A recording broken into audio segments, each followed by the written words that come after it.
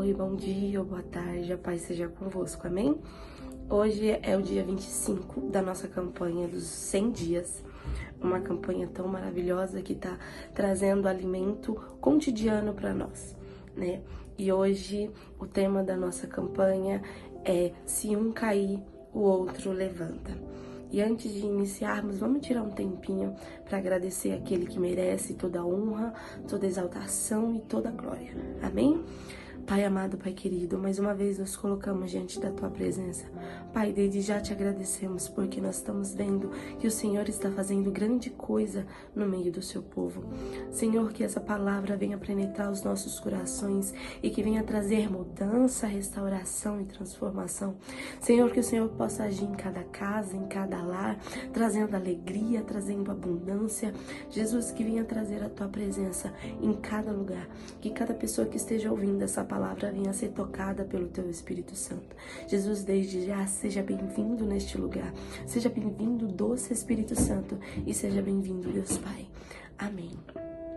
A palavra que eu trouxe hoje está lá em Eclesiastes 4:10, que diz assim: porque se um cair, o outro levanta o seu companheiro, mas se estiver só, pois caindo não haverá outro que o levante. Também se dormirem juntos, eles se esquentarão, mas como um só se esquentará. E se alguém prevalecer contra um, os dois resistirão, e a corda de 3 dobras não se quebrará com facilidade. Essa é a palavra que o Senhor me trouxe, né? E eu fiz 3 tópicos, porque eu tô aprendendo com a pastora Mariana fazer os tópicos. Obrigada, pastora Mariana. E o primeiro tópico é sobre a vaidade. Mas, Miriam, o que tem a ver a vaidade com um cai e o outro levanta?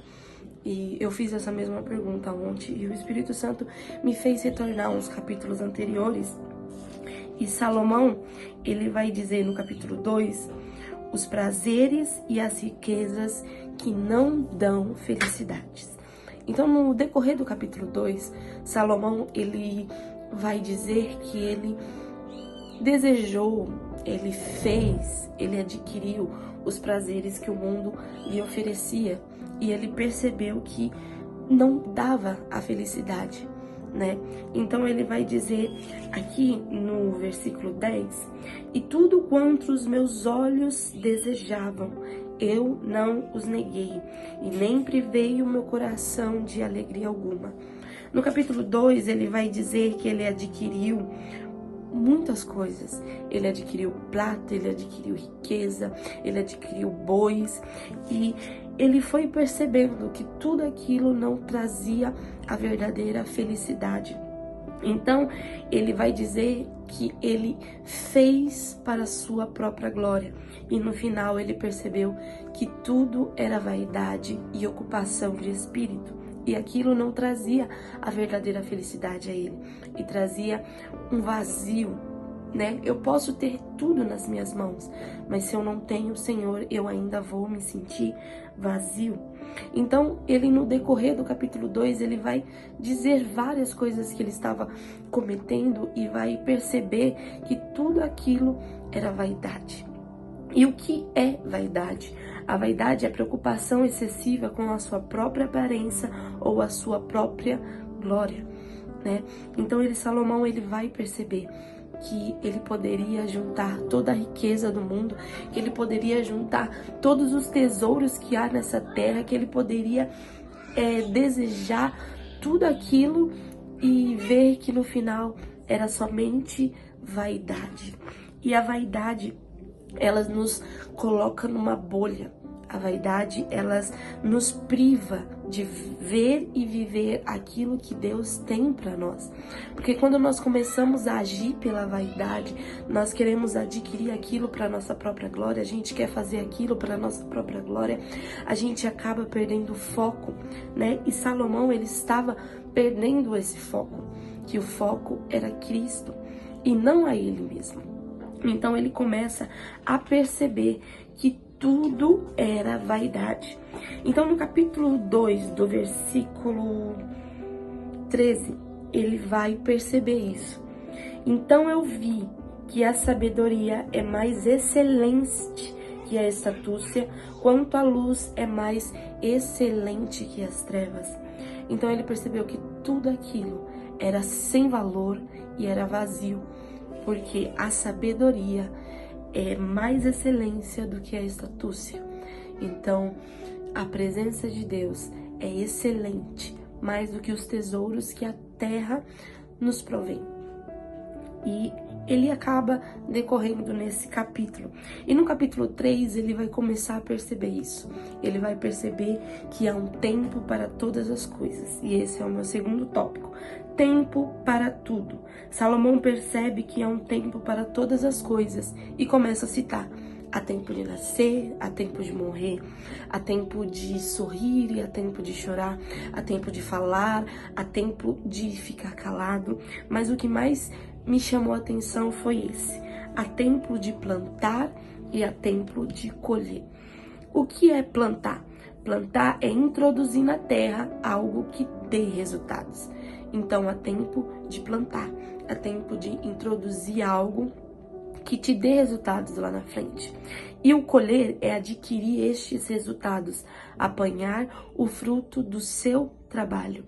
Então, o plantar e o colher, ele vai muito além daquilo que a nossa cabeça imagina ou pensa, vai além das nossas limitações. Porque o plantar, ele não é somente, como eu posso te dizer, não é somente na agricultura ou no fruto do seu trabalho, mas sim nas suas ações, na sua palavra.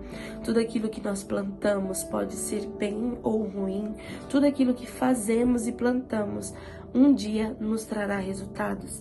E dependendo das ações que nós plantamos, nós vamos recolher os nossos resultados.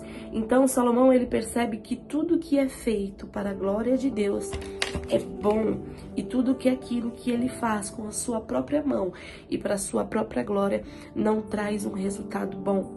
Então ele vai citar lá que todo aquele que come e bebe do fruto do seu trabalho, esse sim é sábio, pois isso é dom de Deus.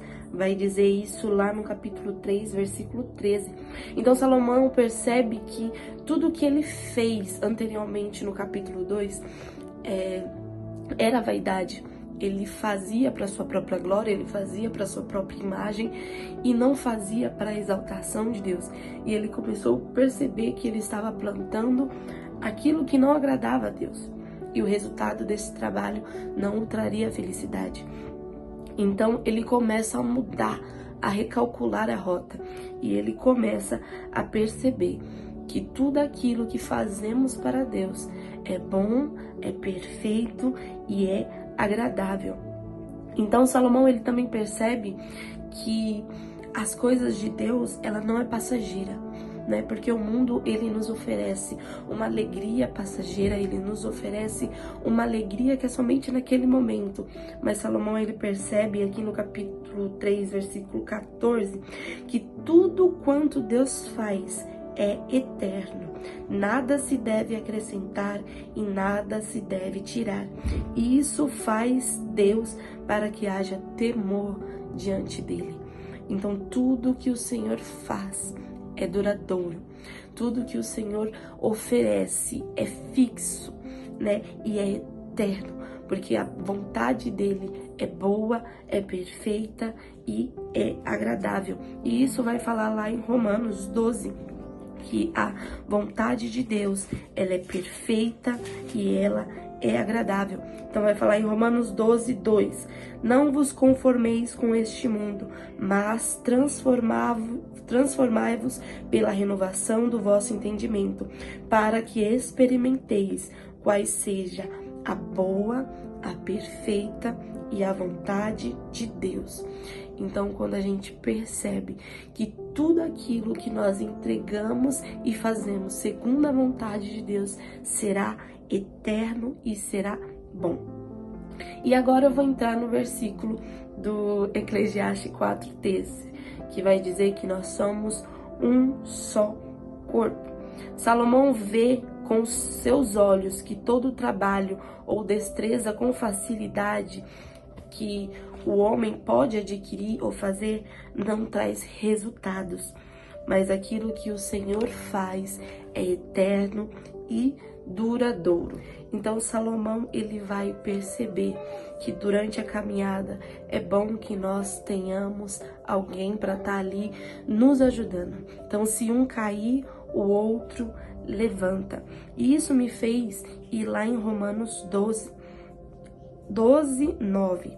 O amor não é fingido. Aborrecei o mal e apegai-vos ao bem. Amai-vos cordialmente uns aos outros como um amor fraternal, preferindo a honra uns aos outros. Não seja vanglorioso no cuidado, seja fervoroso no espírito, servindo ao Senhor.